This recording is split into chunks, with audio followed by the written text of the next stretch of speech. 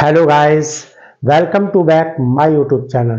मैं डॉक्टर राजेश कुमार तिवारी आज फिर एक नए टॉपिक के साथ उपस्थित हुआ हूं और आज का जो हमारा टॉपिक है वो एक न्यूमेरिकल से रिलेटेड है।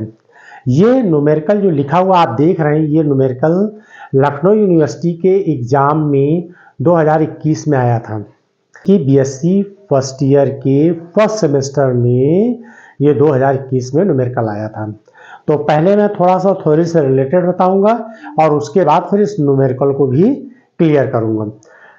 हमारा जो आज टॉपिक रहने वाला वो टॉपिक हम इस तरीके से करेंगे जिसमें आपके दोनों काम हो जाएं, दोनों तरीके से इसको हम कवर कर सकते हैं, न्यूमेरिकल भी और साथ में थ्योरी भी। तो स्टार्ट करते हैं। देखिए न्यूमेरिकल क्या कह रहा है, taking the earth sun distance to be 1.49 into 10 की power 11 metre and 1 year to be 365 days. Calculate the mass of sun. Question क्या है, calculate the mass of sun, यानी सन का मास निकालना है। ये जो है प्लेनेटरी मोशन के चैप्टर से, यानी कैपलर्स लॉ या ग्रेविटेशनल फील्ड, दोनों में से कोई भी आप टॉपिक बोल सकते हैं। चाहे कैपलर्स लॉ बोल लीजिए, चाहे हम इसको ये कहें ग्रेविटेशनल फील्ड। और देखिए इसमें से हम क्या क्या फाइंड कर सकते हैं। इसमें तो इसने इस क्वेश्चन में सन का मास पूछा है, लेकिन हम थ्योरी के थ्रू कुछ चीजें और भी डिस्क्राइब करेंगे और फिर इस न्यूमेरिकल को सॉल्व करेंगे। देखिए सन जो है 2 मास की बॉडी होती है, 2 मासेस बॉडी होती है, उनके बीच में ग्रेविटेशनल फोर्स लगता है। एक एम है, सन का मास ms है और अर्थ का मास जो है me है। अर्थ का मास क्या है, me है, और ये मास किसका है, सन का है। क्लियर है। और ये तो आपको पता ही है कि मास के अराउंड जो है अर्थ रिवॉल्व करती है, अर्थ रिवॉल्व करती है। इनके बीच की डिस्टेंस जो दी है वो r इक्वल टू दी हुई है 1.49 इंटू 10 की पावर 11 मीटर दी हुई है। और ये टाइम दिया है कि एक रेवोल्यूशन का टाइम कितना है, 365 डेज दिया हुआ है। क्वेश्चन में देखिए 365 डेज दिया है, इसको हम सेकंड में कन्वर्ट करेंगे। 365 डेज यानी 1 डे में कितने होते हैं, 24 आवर होते हैं। 1 आवर में कितने मिनट होते हैं, 60 मिनट होते हैं। 1 मिनट में कितने सेकंड होते हैं, 60 सेकंड होते हैं। तो ये ओवरऑल हमने जो है सेकंड में इसको, यानी डेज जो 365 डेज दिए थे उनको हमने किस में बदल दिया, सेकंड में बदल दिए। ये तो न्यूमेरिकल पोर्शन की बात हो रही है यहाँ पर। पहले हम इसको सन का मास, या तो आप डायरेक्ट फार्मूला याद करके रखिए, तो ये आप वैल्यू पुट कर दिए, निकालिए। अगर फार्मूला याद नहीं आता है, और ये 15 मार्क्स का क्वेश्चन आया था 2021 में, तो आप इसको जो है थ्योरेटिकली सॉल्व करके फिर उसमें वैल्यू पुट करके भी सॉल्व कर सकते हैं। तो थ्योरी क्या होगी इसकी, ये देखिए। ये अगर 2 बॉडी मास की हैं, एक बॉडी यहाँ पर क्या है, हमने सन ले रखा, दूसरा क्या लिखा है, अर्थ ले रखी, तो इनके बीच में ग्रेविटेशनल फोर्स क्या होगा, gravitational force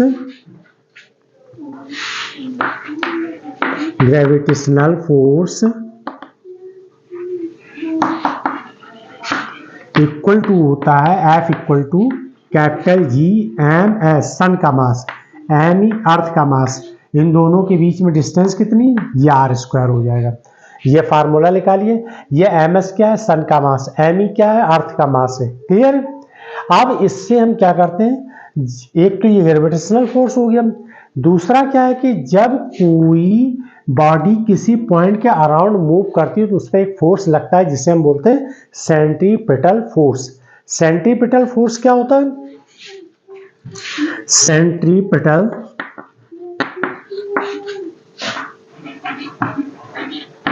force equal to, centripetal force equal to क्या हो जाएगा यहाँ पर, me, जो बॉडी रिवॉल्व करती है उसका मास लेंगे यहाँ पर, me अर्थ का मास, mv² होता है। सेंट्रीपिटल फोर्स का फार्मूला होता है mv² upon r।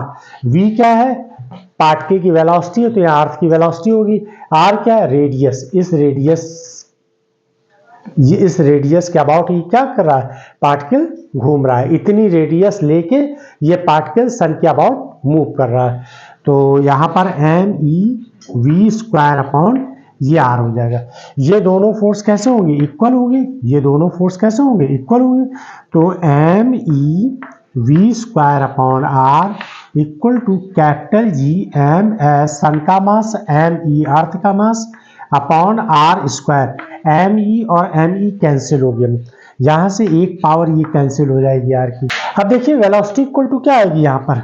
V² equal to यहाँ पर capital G MS upon R, ये वेलोसिटी निकल कर आ जाएगी। क्लियर है? ये क्या आ जाएगी? वेलोसिटी आ जाएगी। अगर आपसे ऑर्बिट वेलोसिटी पूछे, ऑर्बिटल वेलोसिटी पूछे या अर्थ इस ऑर्बिट में घूम रही, इसकी वेलोसिटी क्या होगी, तो आप इससे निकाल सकते हैं वेलोसिटी। हमें क्या निकालना है? सन का मास निकालना है। क्या निकालना है? सन का मास निकालना है। तो हम पहले सन के मास को फार्मूला ड्राइव कर लेते हैं। ये V आ गया। अब देखिए पार्टिकल जब इसके इस रेडियस को बनाते हुए घूमेगा, तो यानी इसका सर्कमफ्रेंस निकाल लें। और इसकी वेलोसिटी कितनी है? V दी हुई है। इसकी वेलोसिटी क्या दी? अर्थ की वेलोसिटी कितनी दी है? V दी हुई है। देखिए हमने ये फार्मूला लगाया है ना V। तो सर्कमफ्रेंस एक राउंड लगाने का टाइम पीरियड कितना है? T होगा। और टाइम इक्वल टू क्या होता है? Distance by velocity. तो टाइम इक्वल टू होता है डिस्टेंस बाई वेलोसिटी। अब देखिए वेलोसिटी कितनी है और डिस्टेंस कितनी है? तो वेलोसिटी तो यहाँ पर V है, ये हमने V पुट कर दी।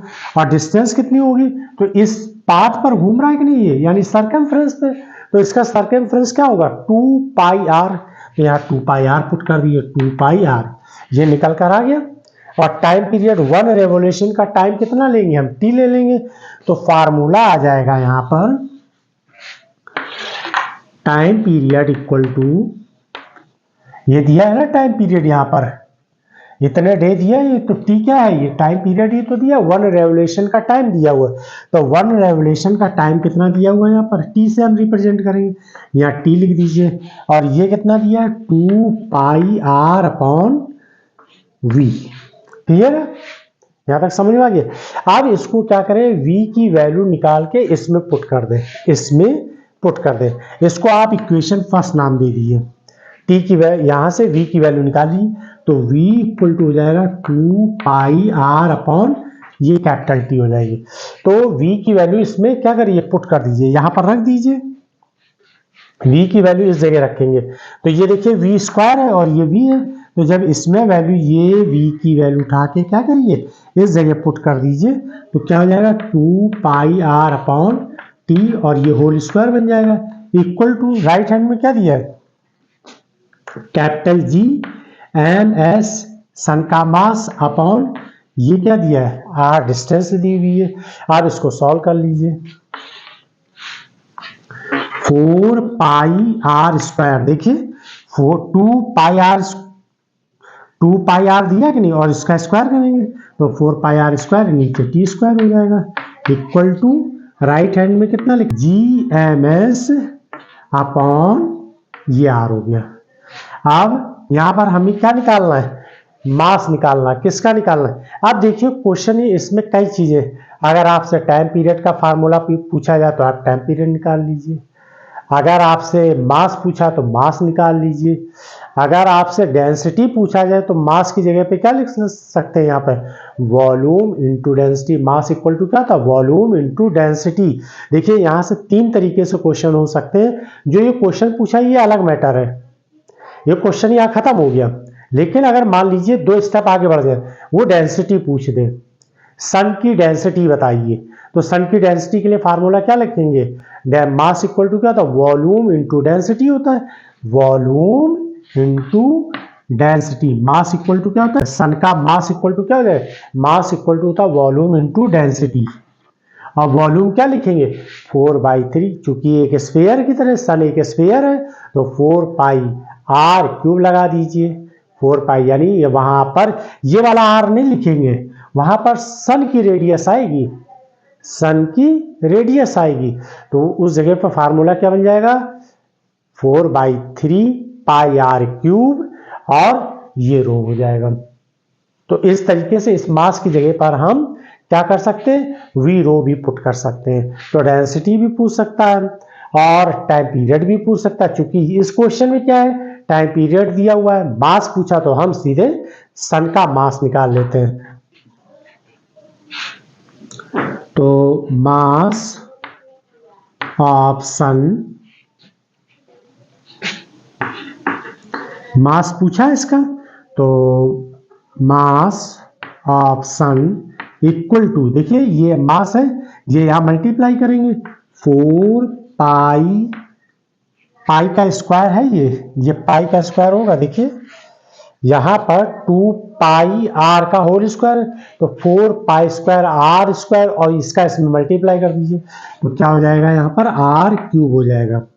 ये देखिए इसका यहां मल्टीप्लाई कर, और हमें ये सन का मास निकालना है, तो ये क्या हो जाएगा, टी स्क्वायर जी हो जाएगा। ये हम सन का मास निकाल लेंगे। अब अगर आपको डायरेक्ट फार्मूला याद है तो आप डायरेक्ट फार्मूला कर आप वैल्यू पुट कर दीजिएगा, और नहीं तो ये तो बेसिक थ्योरी है, वैसे भी थ्योरी के लिए भी इंपॉर्टेंट कॉन्सेप्ट है ये, तो आप थ्योरी के बेस पर भी इसको सॉल्व करके निकाल के और यहाँ वैल्यू पुट कर दीजिए। आप देखिए एम एस इक्वल टू हो जाएगा सन का मास 4, पाई की वैल्यू कितनी है 3.14, और ये पावर स्क्वायर कर दीजिए, पाई का स्क्वायर है ना 3.14 पाई स्क्वायर हो जाएगा, और आर की वैल्यू ये गिवन है, तो ये कितना हो जाएगा 1.49 इंटू 10 की पावर 11, और होल क्यूब हो जाएगा, होल क्यूब यानी पावर 3 बन जाएगी। यहां पर नीचे क्या दिया, टी स्क्वायर की वैल्यू ये दी हुई है, टी स्क्वायर की वैल्यू ये दी हुई है, तो 365 into 24 hour 60 minute into 60 second, और कितना है स्क्वायर है तो ये स्क्वायर कर दीजिए। इसके बाद देखिए कैपिटल जी की वैल्यू क्या होती है 6.67 इंटू 10 की पावर -11, तो यहाँ पर इंटू 6.67 इंटू 10 की पावर -11, और यहाँ क्या आ जाएगा, ये ऐसे आ जाएगा, ये जी की वैल्यू बढ़ दी। अब इसको टोटल हम सॉल्व कर लेंगे, कैलकुलेट करेंगे, तो कैलकुलेट करने पर एम एस इक्वल टू हो जाएगा, मास जो निकल कर आएगा वो निकल कर आए 1.97 इंटू 10 की पावर 30 केजी। सन का मास निकल कर आएगा 1.97 इंटू 10 की पावर +30 केजी। सन का मास कितना निकल कर आ जाएगा, यहां लिख दे रहे हैं, क्लियर रहेगा। तो एम एस बराबर हो जाएगा 1.97 इंटू 10 की पावर 30 केजी। ये आंसर निकल कर आएगा। ये न्यूमेरिकल जो है 2021 में पूछा गया था, तो इसको आप सॉल्व कर लीजिए। ये न्यूमेरिकल जो है कैप्लर्स के थर्ड लॉ पर डिपेंड है, कैप्लर्स के थर्ड लॉ पे। ये न्यूमेरिकल्स कई बार एग्जाम में पूछा गया है, 12th क्लास में भी पूछा गया, बस थोड़ा सा चेंज कर दिया जाता है, उसमें डिस्टेंस या टाइम पीरियड चेंज कर दिए, लेकिन किस तरीके से क्वेश्चन एग्जाम में पूछा जाता है वो देखिए, और उसके साथ साथ इसकी सॉल्विंग भी। तो स्टार्ट करते हैं। The mean distance of Mars from sun is 1.524 the distance of earth from sun. यानी यहाँ पर दो डिस्टेंस की बात हो रही है, एक डिस्टेंस है अर्थ और सन के बीच में, और दूसरी डिस्टेंस है मार्स और सन के बीच में, और वो डिस्टेंस का रिलेशन कितना है 1.524 दिया हुआ है। Compute the period of revolution of Mars around sun. हमें यहाँ पर जो निकालना है, मार्स जो है सन के अराउंड कितने टाइम पीरियड में रिवॉल्व कर ले, मार्स सन के अराउंड 1 रिवॉल्यूशन कितने समय में कंप्लीट कर लेना है, यही इसमें डिफाइन करना है। तो देखिए को थोड़ा सा न्यूमेरिकल सीधा सीधा ना देके इसमें थोड़ा सा कंपैरेटिव स्टडी करा के दिया हुआ है। सबसे पहले हम डिस्टेंस की बात करते हैं, तो डिस्टेंस किसकी ले लें? हम सबसे पहले डिस्टेंस ले लेते हैं सन और अर्थ के बीच में, जिसे हम देंगे वो डिस्टेंस कितनी हो जाएगी? r1 हो जाएगी। तो सबसे पहले आप डिस्टेंस लिख लीजिए, डिस्टेंस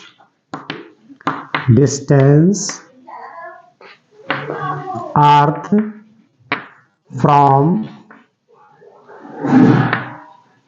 सन r1 है ये, क्लियर है। और डिस्टेंस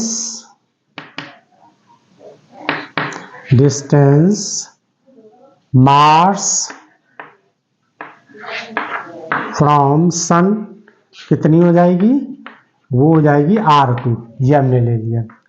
इसी तरीके से इनका हम टाइम पीरियड भी फाइंड कर लें इन दोनों की, यानी अर्थ जो है सन के अराउंड मूव कर लेती कितने टाइम में? Time period of earth around the sun कितना हो जाएगा? t1। और इसी तरीके से हम टाइम पीरियड यहां पर मार्स का कितना ले लें? मार्स का हो जाएगा t2, क्लियर है। अब कैपलर का यहां पर क्या करेंगे? थर्ड लॉ लगा देंगे, according to Kepler third law. क्या होता है कैपलर का third law? T square time period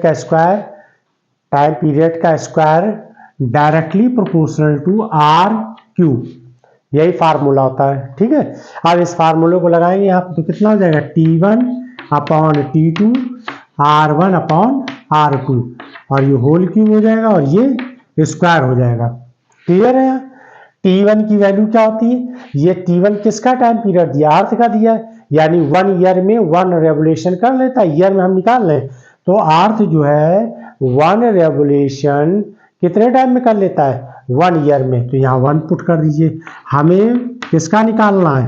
Mars का निकालना है, जिसका टाइम पीरियड क्या दिया है? T2 दिया हुआ है, इक्वल टू R1 कितना दिया और R2 कितना दिया है। अब ये देखिए, यहीं पर क्वेश्चन में थोड़ा सा ट्विस्ट है, देखिए ये 1.524 डिस्टेंस अर्थ फ्रॉम सन, यानी मार्स और सन के बीच में, ये क्या माना हमने? डिस्टेंस अर्थ फ्रॉम सन के बीच में R1 है, और ये डिस्टेंस कितनी दिया? मार्स फ्रॉम सन की जो डिस्टेंस R2 है वो किसके इक्वल टू दिए? वो डिस्टेंस दी हुई है 1.524 R1, यानी ये क्या लिखा है? डिस्टेंस अर्थ फ्रॉम सन के बीच में डिस्टेंस है उसका 1.524, ये क्या दिया है? मार्स और सन के बीच की डिस्टेंस, यानी कंपैरेटिव स्टडी कराई गई है यहाँ पर। तो R2 जहां पर हूं वहां पर ये वैल्यू आप पुट कर देंगे जहां पर। फिर ध्यान दीजिए, R2 क्या है? R2 जो है 1.524, देखिए 1.524 इंटू R1, और R1 है क्या? अर्थ और सन के बीच की डिस्टेंस है, और यही क्वेश्चन में दिया हुआ, देखिए अर्थ और सन के बीच की जो डिस्टेंस है वो R1 है, बस ये वैल्यू पुट कर दीजिए। तो R1 की जगह आप R1 लिखा रहने दिए, R2 की वैल्यू ये पुट कर दीजिए 1.524 R1, अब पावर ये क्या कर दीजिए? क्यूब, R1 कैंसिल कर दीजिए। हमें T2 निकालना है, तो T2 इक्वल टू क्या हो जाएगा? T2 इक्वल टू हो जाएगा, देखिए ये पलट गया तो ये भी, और ये कितना हो जाएगा? 3/2। देखिए ये क्या है? स्क्वायर है ना, और जब मैं T निकालेंगे तो स्क्वायर रूट ले लेंगे, तो ये 2 इधर चला जाएगा। अब देखिए इसको सॉल्व कैसे करना होगा। सबसे पहले आप 1.524 का स्क्वायर रूट ले लीजिए, और जब स्क्वायर रूट आ जाए तो फिर उसका क्यूब निकाल लीजिए। फिर सुनिए, 1.524 का आप स्क्वायर रूट ले लीजिए और फिर इसका क्यूब निकाल लीजिए, तो इसका रिजल्ट आ जाएगा यहाँ पर 1.88 और ईयर आ जाएगा, क्योंकि मैंने यहाँ पर जो टाइम पीरियड लिखा था T1 का वो 1 ईयर लिखा था। अर्थ का जो 1 रिवॉल्विंग टाइम क्या है 1 ईयर, तभी हमने यहाँ 1 पुट किया। तो आई होप कि आप लोगों को समझ में आया होगा।